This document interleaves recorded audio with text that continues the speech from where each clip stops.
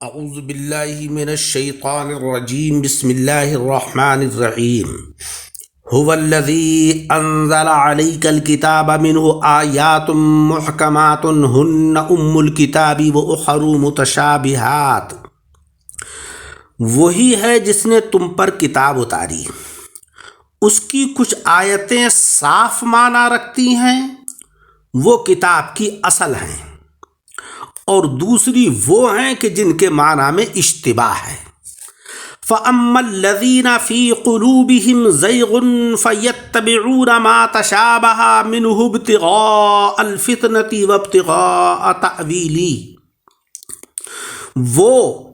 جن کے دلوں میں کجی ہے وہ اشتباہ والی آیتوں کے پیچھے پڑتے ہیں، گمراہی چاہنے اور اس کا پہلو ڈھونڈنے کو۔ وما يعلم تأویلہ الا اللہ، اور اس کا ٹھیک پہلو اللہ ہی کو معلوم ہے۔ والراسخون فی العلم یقولون آمنا به کل من عند ربنا، اور پختہ علم والے کہتے ہیں ہم اس پر ایمان لائے، سب ہمارے رب کے پاس سے ہے، کل من عند ربنا۔ وما یذکر الا اولو الالباب، اور نصیحت نہیں مانتے مگر عقل والے۔ سامعین اکرام، یہ آیت کریمہ یعنی سورہ آل عمران کی آیت نمبر 7 اس وقت نازل ہوئی کہ جب نجرانی عیسائیوں نے جناب رسول مکرم صلی اللہ علیہ وسلم کے دلائل قاہرہ سن کر عرض کیا کہ تمہارے قرآن میں بھی حضرت عیسیٰ علیہ السلام کو کلمۃ اللہ اور روح منہ فرمایا ہے۔ حضور علیہ السلام نے فرمایا کہ جی ہاں، اللہ کے کلام میں ہے۔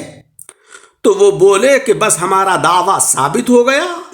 کہ عیسیٰ علیہ السلام خدا کے بیٹے ہیں۔ تب اللہ تبارک و تعالیٰ نے یہ آیت نازل فرمائی کہ قرآن عظیم کے اندر کچھ آیتیں وہ ہیں کہ جو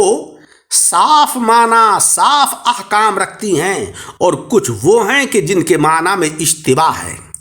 وہ لوگ کہ جو شر پسند ہوتے ہیں، جن کا کام فتنے اور فساد پھیلانا ہوتا ہے، وہ اشتباہ والی آیتوں کو توڑ مروڑ کر پیش کرتے ہیں اور حقیقت پر ان کی نظر نہیں ہوتی ہے۔ اس آیت کا خلاصہ یہ ہے کہ اللہ تبارک و تعالی ہی ایسی قدرت والا ہے جس نے آپ پر اے محبوب صلی اللہ علیہ وسلم یہ قرآن عظیم اتارا، جس کی سب آیتیں یکساں نہیں ہیں، بلکہ بعض آیات محکم ہیں کہ جن کے معنی بھی صاف ہیں اور ان کی مراد بھی واضح ہے۔ یہ قرآن کے اندر اصل آیتیں ہیں، ہن ام الکتاب، جن کی طرف حلال اور حرام اور احکام شرعیہ میں رجوع کیا جاتا ہے۔ یہی شریعت مطہرہ کی اصل ہیں۔ اس کے علاوہ کچھ آیتیں وہ ہیں کہ جو متشابہات ہیں، جن کے معنی کے واضح نہیں ہیں اور ان کا مقصود ظاہر نہیں ہے، ان میں بہت اشتباہ ہے، جیسے الف لام میم، ہا میم عین سین قاف۔ اس طرح کی جو آیات ہیں یہ متشابہات ہیں، ان کے معنی اللہ جل شانہ و عم نوالہ کے سوا کوئی نہیں جانتا ہے۔ تو فرمان باری تبارک و تعالی ہے کہ قرآن عظیم کے اندر کچھ آیات تو وہ ہیں کہ جو محکم ہیں اور کچھ آیات متشابہ ہیں۔ پھر لوگ بھی چند قسم کے ہیں کہ جن کے دل کے اندر کجی ہے اور جو سیدھے راستے سے ہٹے ہوئے ہیں، وہ تو محض فتنہ پھیلانے، قرآن عظیم کو جھٹلانے اور آیات قرآنیہ کے اندر تعارض دکھانے کی غرض سے نیز قرآن کو اپنی رائے کے مطابق بنانے کے لیے محکم آیتوں کی پرواہ نہیں کرتے ہیں، متشابہات کے پیچھے پڑے رہتے ہیں، جیسے کہ یہ نجران کے عیسائی اور دیگر گمراہ فرقے حالانکہ ان متشابہات کے حقیقی معنی اور صحیح مقصود اللہ کے سوا کوئی نہیں جانتا، یا وہ جانے کہ جسے اپنے کرم سے رب تبارک و تعالی نواز دے، جیسے جناب محمد مصطفیٰ صلی اللہ علیہ وسلم۔ اللہ تبارک و تعالی نے ان کے معنی اور ان کے مطالب اور ان کے مقاصد آپ کو عطا فرما دیے، اور علم متشابہات جو ہے وہ آپ کو عطا فرمایا، اور پختہ علم والے یعنی جو متقی اور پرہیزگار علماء ہیں وہ متشابہات کے متعلق یہ کہہ دیتے ہیں کہ ہم ان پر ایمان لے آئے، ان کے جو بھی معنی ہیں وہ حق ہیں، اللہ کی طرف سے ہیں، بس ہم اس پر ایمان لاتے ہیں، کیونکہ سارے محکمات اور متشابہات ہمارے رب کی طرف سے ہیں، ہماری عقل میں آئیں یا نہ آئیں، اور نصیحت نہیں پکڑتے مگر وہ جن کے پاس عقل کامل ہو۔ غرض کے اس کتاب سے تقدیر والے ہدایت لیتے ہیں اور بدنصیب گمراہی۔ یہ بات یاد رہے کہ وہ درخت کہ جو ریگستان، کوہستان، چھتوں پر عارضی طور پر خود جم جاتے ہیں، ان میں پھل پھول نہیں لگتے،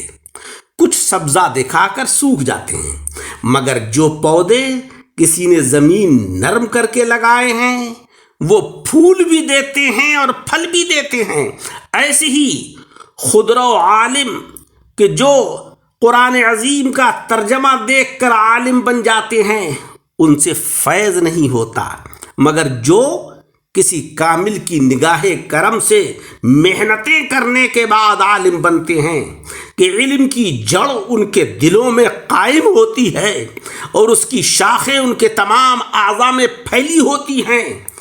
کہ اس عالم کی زبان، ہاتھ، پاؤں کو برے اعمال سے وہ روکتی ہیں، وہ عالم راسخ فی العلم ہے کہ اس کے علم سے لوگ فیض پاتے ہیں۔ جس طریقے سے زمین کو نرم کر کے بیج بوتے ہیں، لوہے کو آگ میں نرم کر کے اوزار بناتے ہیں، مٹی کو پانی سے نرم کر کے اس کے برتن بناتے ہیں، ایسے ہی استاد کامل جو ہے وہ شاگرد کے دل کو اولاً نرم کرتا ہے، پھر اس میں علم کا بیج بوتا ہے، تب انسان راسخ فی العلم بنتا ہے۔ عالم ہونا آسان ہے مگر راسخ فی العلم ہونا بہت مشکل ہے۔ اللہ جل شانہ وعم نوالہ ہم سب کو راسخ فی العلم بنائے تاکہ ہم قرآن عظیم کے حقیقی معنی اور اس کے مقاصد کو سمجھیں اور اس کے اوپر عمل کریں۔ اللہ رب العزت عمل کی توفیق عطا فرمائے۔ درس کو سن کر احباب کے ساتھ شیئر کریں۔